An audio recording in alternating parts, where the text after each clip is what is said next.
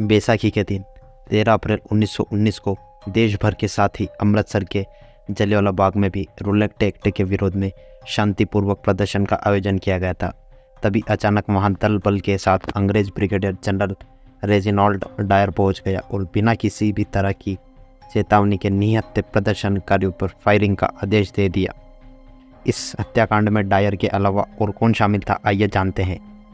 अंग्रेजों की गुलामी से मुक्ति पाने के लिए भारत में आंदोलन चल रहा था, तो ब्रिटिश सरकार भारतीयों पर शिकंजा कसने के लिए नए नए कानून ला रही थी। इन्हीं में से एक था रोलेक्ट एक्ट। साल 1919 में रोलेक्ट एक्ट लाया गया और इसका जोरदार विरोध किया गया। इसी कानून के विरोध में 13 अप्रैल 1919 को बैसाखी के दिन अमृतसर में सभा का आयोजन किया गया था। जगह चुनी गई थी जलियांवाला बाग। शांतिपूर्वक सभा में मौजूद हजारों लोग पर अंग्रेज अफसर जनरल डायर बिना किसी पूर्व चेतावनी के अंधाधुंध गोलियां बरसवा दी। जलियांवाला बाग में हजारों लोग मारे गए, घायलों की भी बड़ी संख्या थी। डायर का साथ इस मामले में तत्कालीन गवर्नर जनरल ने भी दिया था। जलियांवाला बाग हत्याकांड के 21 साल बाद इसका बदला उधम सिंह ने लिया। इसी घटना की वर्षगांठ पर आइए जानते क्या था पूरा मामला। बैसाखी के दिन 13 अप्रैल 1919 को देश भर के साथ ही अमृतसर के जलियांवाला बाग में भी रोलेक्ट एक्ट के विरोध में शांतिपूर्वक प्रदर्शन का आयोजन किया गया था। इसके लिए वहां हजारों लोग इकट्ठा हुए थे। प्रदर्शन के दौरान ही अचानक वहां दल बल के साथ अंग्रेज ब्रिगेडियर डायर पहुंच गया। उसने अपनी टुकड़ी के साथ चारों ओर से जलियांवाला बाग को घेर लिया। जनरल डायर ने किसी भी तरह की चेतावनी दिए बिना निहत्थे प्रदर्शनकारियों पर फायरिंग का आदेश दे दिया। इधर अंग्रेज सिपाहियों की बंदूकों से गोलियां निकलती जा रही थी और उधर जलियांवाला बाग शवों से पटकता जा रहा था। इस फायरिंग में 1000 से भी ज़्यादा लोगों की मौत हुई, 1500 से भी ज़्यादा लोग घायल हुए थे। उस वक्त पंजाब के गवर्नर रहे माइकल ओ डायर भी इस हत्याकांड को लेकर जनरल डायर के साथ खड़ा दिखा। जलियांवाला बाग में हुए नरसंहार के दौरान वहाँ 20-21 साल का एक नौजवान भी मौजूद था। नाम था उधम सिंह। अनाथालय में पड़े बड़े उधम सिंह ने अंग्रेज अफसर जनरल डायर की करतूत अपनी आंखों से देखी थी तो उनके सीने में बदले की ज्वाला धधकने लगी। पंजाब के साथ ही पूरा देश भी इस घटना के कारण गुस्से में था। उधर उधम सिंह ने ठान दिया कि इतने लोगों की मौत के जिम्मेदार जनरल डायर को अपने हाथों से मारेंगे। इसके बाद देश की आज़ादी की लड़ाई लड़ रहे वो क्रांतिकारियों के साथ हो गए। उधम सिंह पहले गदर पार्टी में शामिल हुए, फिर आज़ाद पार्टी के नाम से अपनी पार्टी बनाई और अपने लक्ष्य की ओर धीरे धीरे बढ़ने लगे। इसी बीच शहीद भगत सिंह से उनकी मुलाकात हुई।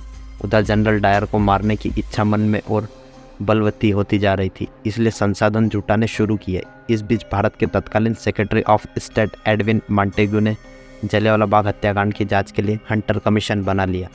कमीशन के सामने ब्रिगेडियर जनरल रेजिनाल्ड डायर ने माना कि वह पहले से ही फायरिंग का फैसला कर जलियांवाला बाग गया था। इसके बाद ब्रिगेडियर जनरल रेजिनाल्ड डायर को डिमोट कर कर्नल बना दिया गया। हालांकि पूरी दुनिया के लोग इस घटना पर अंग्रेजों की थू-थू कर रहे थे। इसके दबाव में आकर 1920 में जनरल डायर ने इस्तीफा दे दिया और स्वास्थ्य कारणों का हवाला देकर उसे वापस ब्रिटेन भेज दिया गया।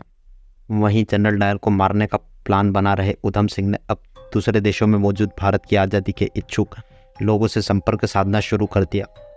Japan, Burma, Italy, Germany, Poland से लेकर फ्रांस तक के क्रांतिकारियों से उन्होंने संपर्क किए।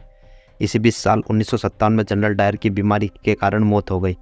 उधम सिंह को अंग्रेजों ने क्रांतिकारियों के हथियार देने से आरोप में जेल भेज दिया। फिर भी बदले की भावना कम नहीं। जेल से निकलने के बाद वेश बदलकर नैरोबी, अफ्रीका, ब्राज़ील आदि होते हुए साल 1934 में उधम सिंह लंदन पहुंच गए।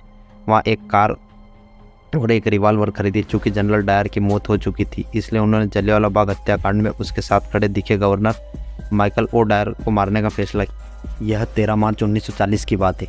जलियांवाला बाग हत्याकांड के 21 साल पूरे हो चुके थे। लंदन स्थित रॉयल सेंट्रल एशियन सोसाइटी के कॉक्सटन हॉल में एक आयोजन था। इसमें माइकल डायर को भी भाषण देना था। एक किताब में रिवॉल्वर छिपाकर उधम सिंह वहाँ पहुँच गए। उन्होंने अपने भाषण में माइकल डायर से एक बार फिर जलियांवाला बाग हत्याकांड का जिक्र किया और उसने कहा कि मौका मिले तो वह दोबारा जलियांवाला बाग नरसंहार को दोहराएगा। इतना सुनते ही उधम सिंह ने अपने रिवॉल्वर की गोलियां उस पर बरसा दी।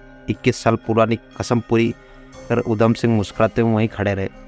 बड़ी हिम्मत कर अंग्रेजों ने उन्हें गिरफ्तार किया और 31 जुलाई 1940 को लंदन में फांसी पर चढ़ा दिया।